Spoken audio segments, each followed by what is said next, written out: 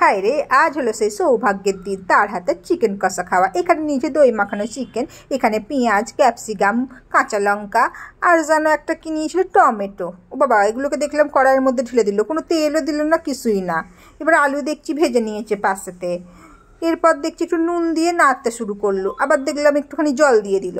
তারপর ভালো করে নেড়ে মাংসটাকে দিয়ে দিল। তারপর মাংসটাকে টুকুর টুকুর করে নাড়তে শুরু করলো। এবার কোনো দিন যদি খুন্তি না ধরে এই অবস্থাই হয় আর কি। এদিকে আমার পেটে ছুঁচোই ডন টানছে, নেড়েই যাচ্ছে। এরপর আবার চাপা দিয়ে দিয়েছিল, চাপা দিয়ে আবার খুলে দেখলাম যে আবার নাড়তে শুরু করেছে। কখন যে শেষ হবে ভগবানই জানে, আর সেই জানে।